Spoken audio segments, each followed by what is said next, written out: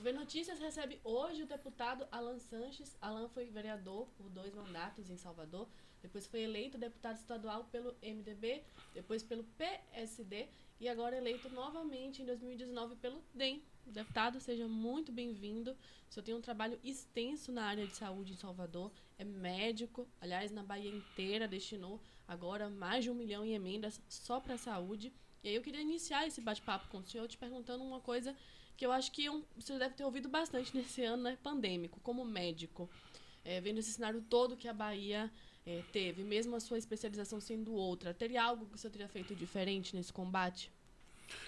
Pronto. Primeiro, queria agradecer essa oportunidade de estar aqui com vocês, batendo esse papo, podendo atingir tantos ouvintes e telespectadores que estão nos acompanhando. Na verdade, depende muito, né? Eu acho que nós tivemos alguns contratempos, algumas divergências de opiniões com relação ao governo federal e ao governo municipal e estadual.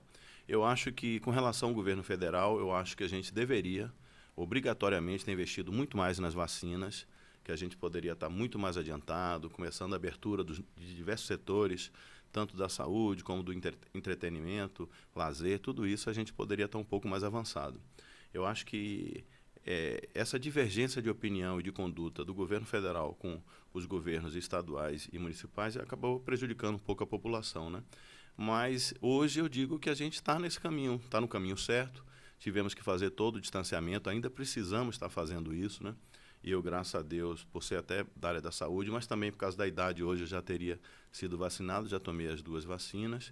E a minha expectativa é que todos, né? Todos, toda a população, inclusive eu que tenho um filho de 12, uma filha de 12 e um filho de 16, também que chegue logo para eles também essa vacina, que a gente fica extremamente preocupado.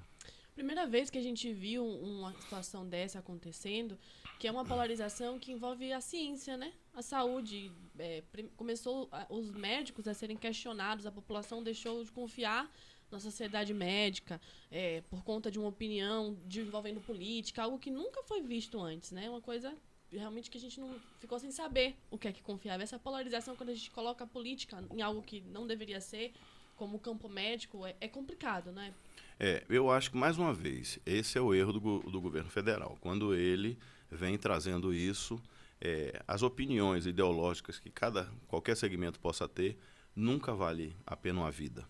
Então, eu acho que, independente de cor partidária, de entendimento ideológico, do que você entende para a vida, do que você entende o que é melhor para a sua vida, jamais poderia estar se confundindo ou influenciando nas decisões que a população precisava. E isso eu acho que aconteceu muito.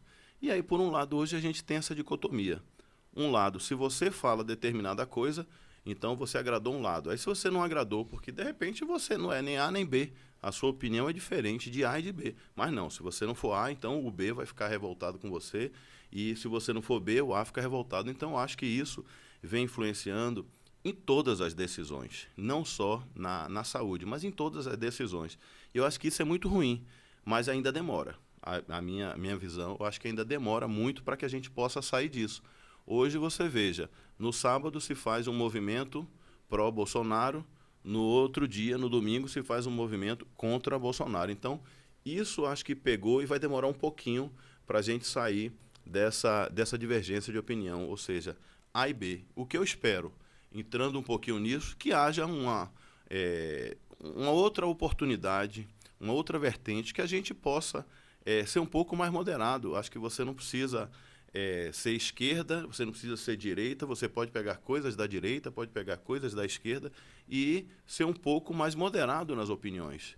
Eu acho que não precisa ser radical. Eu acho que o radicalismo nunca é positivo para ninguém. Mas eu vou aproveitar esse gancho do senhor, então, para trazer um pouco para 2022, que é logo ali, já que o senhor fala que acredita que essa polarização ainda vai perdurar. A gente está vindo, saiu de uma eleição e está indo para uma outra, porque a eleição é assim, termina uma, a gente já começa a falar de outra.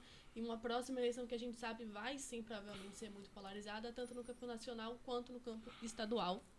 Queria saber se o senhor acredita, então, quem seria esse nome, no nome a campo nacional, talvez, para liderar essa frente ampla, como se fala, uma terceira via. E aqui no estado, se a CM Neto realmente, então, é um nome melhor para caminhar para o governo do estado. No governo federal, eu acho que ainda é cedo, ainda não apareceu. Se eu falasse com você, eu não estaria sendo verdadeiro, que eu acho que ainda não apareceu um nome que tenha uma densidade eleitoral. A terceira opção hoje é o Ciro Gomes, que vem se colocando, que já vem trabalhando o nome desde a eleição passada, e agora ainda não empolgou, digamos assim, a grande massa da população. Não digo a mim, não digo a você, mas a grande massa da população ainda não empolgou. Eu acho que pode sim ser o Ciro, mas pode sim ser um outro nome ainda a aparecer. Porque hoje, ainda continuo dizendo a você que a briga nacional hoje, a gente está falando de hoje, a eleição daqui a 1 ano e meio, ainda vai ser Bolsonaro e Lula, se Lula for candidato, né? Agora depende muito, muita coisa tem para acontecer. Hoje o governo federal passa por uma crise política aí muito grande, a gente tem que saber o que vai acontecer, acompanhar. A política, a gente sabe que depende do vento, é igual uma nuvem, vai se movendo conforme a ventania vem batendo. E o governo estadual, acho que isso já está mais definido. Eu acho que o candidato do grupo de lá vai vir com Wagner, que já mostrou durante 8 anos o que poderia fazer, conseguiu fazer o sucessor, que era um desconhecido, que era o Rui, e eles já estão 16 anos. E ao nosso lado, a gente vai ter o Assemineto. O que a gente pode falar dos dois? Não vou falar assim pessoalmente, jamais vou ficar falando das qualidades ou defeitos pessoais de ninguém na política, mas a gente vai falar de política aqui, né? Que a sua pergunta foi essa. Eu acho que o Wagner teve a oportunidade dele. Eu acho que o Wagner já mostrou o que poderia fazer e o que fez. Fala contra ele o quê? A fadiga do material. São 16 anos de um grupo político à frente, que acho que poderia ter avançado muito mais. Eu acho que a gente poderia estar muito melhor do que a gente atingiu. E vem do outro lado Neto. Vem Neto mostrando todo o serviço que fez para o Salvador. Quando questionavam que ele não tinha nenhuma aptidão administrativa, ele mostrou que não precisava da experiência, porque ele soube fazer e demonstrou isso. Ele transformou a nossa capital, ele deixou nossa capital que vinha, sempre falava que a prefeitura não se sustentava, não conseguia sobreviver sem governo estadual e federal. E Neto já derrotou, na sua primeira eleição, ele derrotou Dilma, derrotou Lula, derrotou Wagner, Rui, todos esses se juntaram e Neto ganhou em 2012. E acho que vai ser um forte candidato. Eu sempre digo, conheço Neto com proximidade politicamente, e vejo que Neto é diferenciado. Eu sempre digo que Neto é fora da curva. Foi eleito o melhor prefeito todos os anos. Todos os anos. Você imagina, no segundo mandato, você já tem um cansaço. E Neto conseguiu continuar na mesma intensidade de trabalho, na mesma intensidade de entrega de realizações. Então, é um candidato muito bom e muito difícil a ser batido. Além disso, vem com uma novidade. Ele vem com uma novidade para o governo, vai ser a sua primeira candidatura ao governo do Estado, e contra o que já temos aí. Então, eles têm um candidato que já foi e tem Neto. Aí eu faço a pergunta, que com certeza isso vai ser questionado na política lá na frente, dizendo o seguinte: Wagner já teve a oportunidade dele. Será que a gente não tem nenhum homem, nenhuma mulher nessa imensa Bahia que possa ser o responsável pela condução do governo da Bahia, que possa vir ser o governador da Bahia? Ou tem que ser Wagner? Foi Rui, agora devolve para Wagner. Será que a gente não tem a oportunidade, não tem essa chance de aproveitar o diferente? Eu acho que Neto fez um trabalho tão brilhante em Salvador, dito por todo mundo, como você falou, as próprias avaliações qualitativas e quantitativas do Brasil mostram isso. Eleito 8 vezes o melhor prefeito do Brasil, de todas as capitais. Então, eu acho que a Bahia vai ter uma grande oportunidade.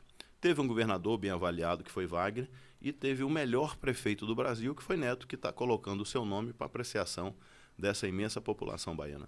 A gente teve a nível municipal uma disputa entre o PT e o DEM com o Bruno Reis, que Bruno Reis levou em primeiro turno, que levantou um debate que era a falta de nomes que o PT teria para apresentar.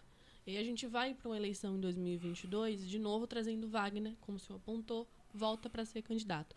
O senhor acha que o PT erra em não apresentar nomes jovens, em não ter... Porque, veja, a Assemineto é a renovação, né, de um partido. Ele representa tudo isso. Ele é um político jovem, ele é um político com ideias jovens. E o PT volta trazendo sempre memórias de antigos líderes. Então, Lula... Jacques Wagner novamente, a gente teve para a prefeitura, apesar de Major Denise ser um excelente quadro, foi um nome novo, fora do PT, quer dizer, não nascido, né, criado pelo PT.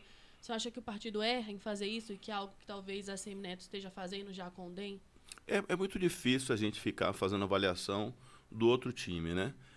Eu acho que é a decisão que eles tomaram. Você veja que o Partido dos Trabalhadores, não querendo entrar nesse tipo de avaliação, mas eles fazem as divisões internas, né? Cada grupo tem ali, e eu acho que quando eles estão à frente de alguma coisa, eles não querem perder o poder. Então, eu acho, não vou entregar esse espólio eleitoral, essa densidade toda que nós temos a fulano, A, B e C, porque a gente vai perder o controle. Deve ser alguma coisa nesse sentido. Eu acho ótimo isso, porque para a gente, a população já conhece o que eles têm a apresentar, e a gente vem com uma novidade, como eu disse, e com a possibilidade gigantesca dessa vitória. Ganhar ou perder do dia. Eleição só se ganha no dia.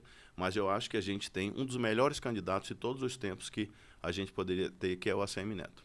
Agora, deputado, por um outro lado, Neto vem, nesse último ano, tendo algum tipo de rusgas, né, com pessoas que eram próximas a ele. Então, teve o rompimento com o João Roma, o senhor também declarou esse rompimento, né, logo após. Aí a gente teve o Rodrigo Maia, a gente teve o Eduardo Paes, e agora você fala também na saída do Rodrigo Pacheco, né, do DEM para o PSD. O senhor acredita que isso pode deixar Neto isolado para 2022, pensando que a gente sabe que o nível nacional interfere muito na eleição da Bahia para governo? Neto vai ter uma grande oportunidade de mudar isso. O governo federal sempre influenciou muito no governo estadual. Mas vamos por parte, então. Tudo isso que você falou foram decisões individuais, desses rompimentos. Primeiro, o Rodrigo Maia. O Rodrigo Maia foi presidente lá da Câmara Federal por 4 mandatos e meio. 4 anos e...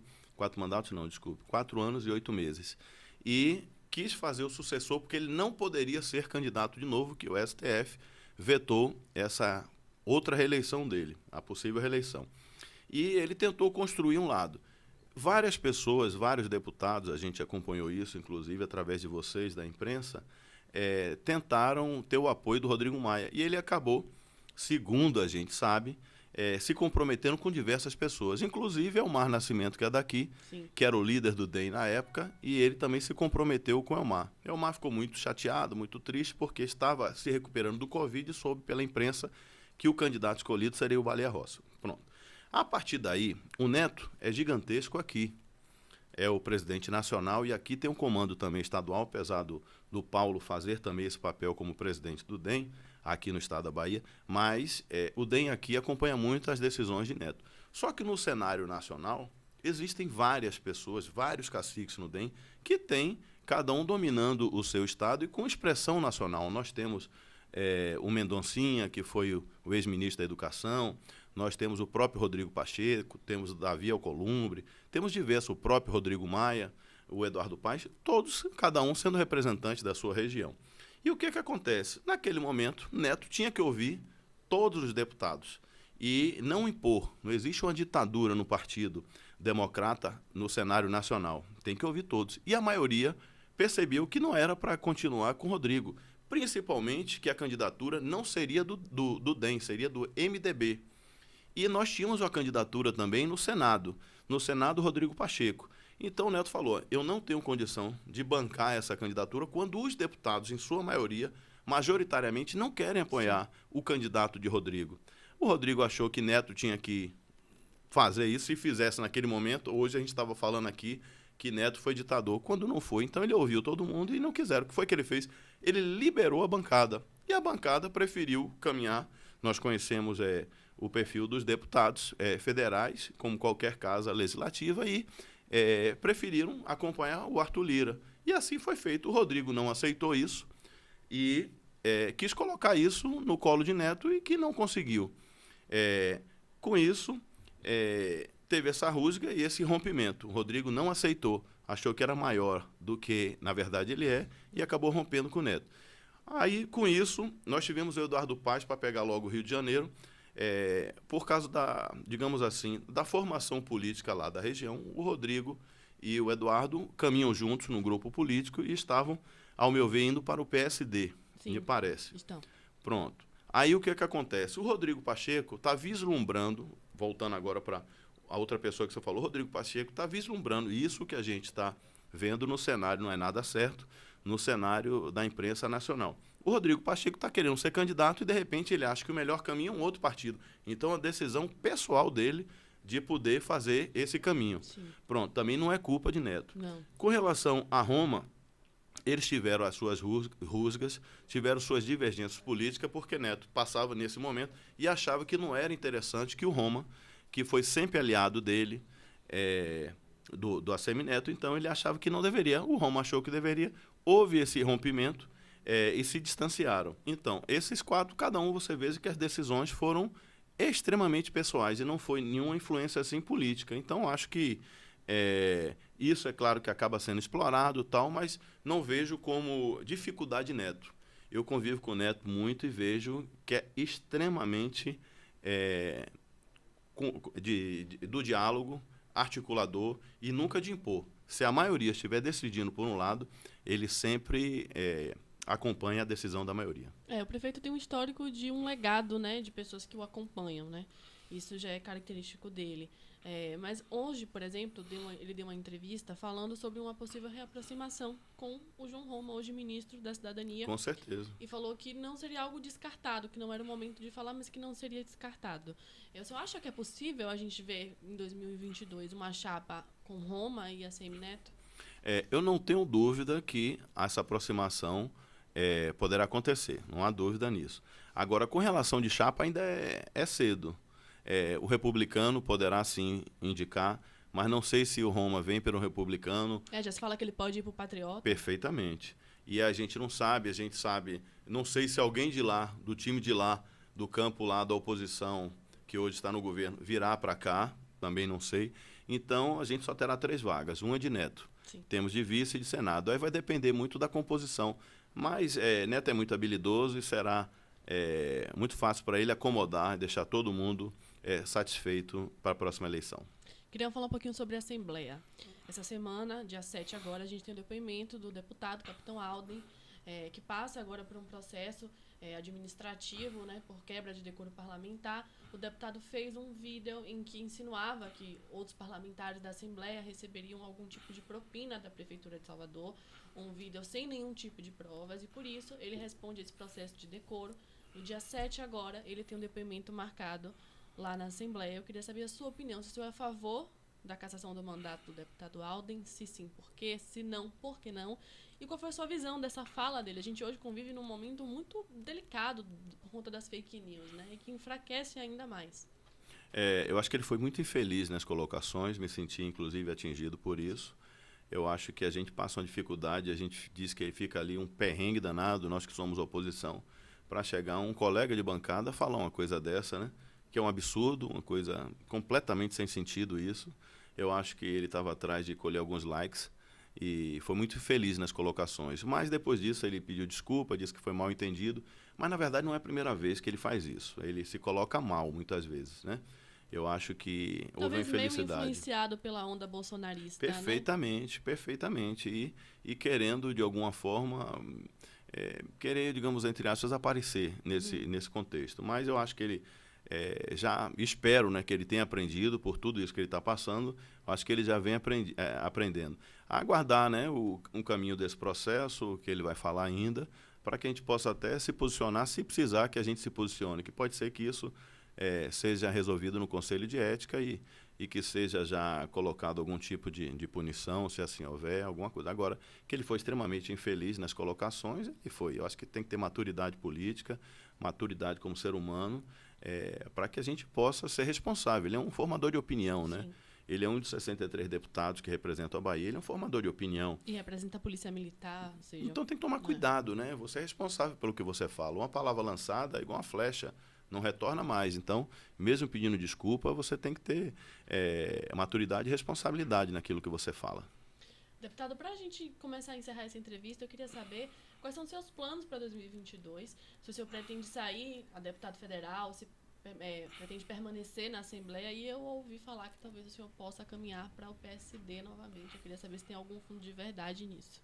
Não tem verdade, não. Na verdade, eu sou amigo de Otto, graças a Deus, é um grande homem, um grande sujeito. Fundamos o PSD, sim, estive junto nessa fundação, mas não. Sou feliz onde eu estou, na minha casa, onde eu fui acolhido, onde eu venho crescendo politicamente, sendo abraçado pelos amigos. Me sinto democrata total. Meu filho, hoje, Duda Santos, que é vereador aqui, foi o 5º mais votado. Presidente municipal do DEM. Presidente municipal do DEM, tem essa responsabilidade, foi o primeiro deputado, pela 2ª vez, mais votado no Democratas aqui na capital. Nós temos uma responsabilidade muito grande, nosso grupo, eu e Duda, ainda é pequeno, mas temos uma responsabilidade política muito grande. Então, não. E serei candidato, sim, tudo está caminhando para eu ser candidato à reeleição de deputado estadual. E o que é que a gente pode esperar desse resto de mandato do senhor? O senhor ainda tem 2 anos, quase 3 anos pela frente, muito ligado à saúde, destinou emenda. Salvador recebeu agora 300 mil em emendas, Terra Nova, Santo Antônio de Jesus. Queria que você falasse um pouquinho do seu trabalho. Como deputado de oposição, você sabe que a gente sempre tem dificuldade, né, a liberar as emendas, e nós conseguimos essas liberações até do governo federal, de articulações que nós fizemos no governo federal, e conseguimos essas liberações que você já citou. Isso eu acho que, com certeza, ajuda e colabora muito para esses municípios, municípios menores, então, Salvador também, porque é sempre bom, um recurso que você não está esperando, esse recurso reforçar o seu orçamento, principalmente na saúde. Eu acho que continuo. Teve um pouquinho de dificuldade, eu acho, no trabalho, não só meu, mas de todo mundo, por causa da pandemia, né? Você acaba não podendo sair muito, você acaba não podendo desenvolver todas as suas tarefas e apresentar os seus trabalhos, mas a gente está tentando, hoje já presencialmente, a gente tentando já estar visitando as nossas comunidades, visitando as nossas cidades, e tentando representar e levar o que a gente pode de melhor, que é a dignidade das pessoas. Deputado, queria encerrar com o senhor deixando um recado para os nossos leitores, os nossos ouvintes do V Notícias. Você pode olhar para a câmera e finalizar. Pronto. Primeiro eu quero dizer aqui, eu acompanho o V Notícias aqui, que é um site realmente de credibilidade, de confiança. Estamos aqui justamente isso para dar essa maior credibilidade ainda, empenhar aqui meu nome também, junto com vocês, que já acompanham aqui o V Notícias. Tenho certeza que vamos nos falar muito por aqui. E deixo o nosso mandato aqui, o nosso trabalho como médico, como deputado, à disposição de toda a população da Bahia. Obrigada, deputado. Eu que agradeço a vocês.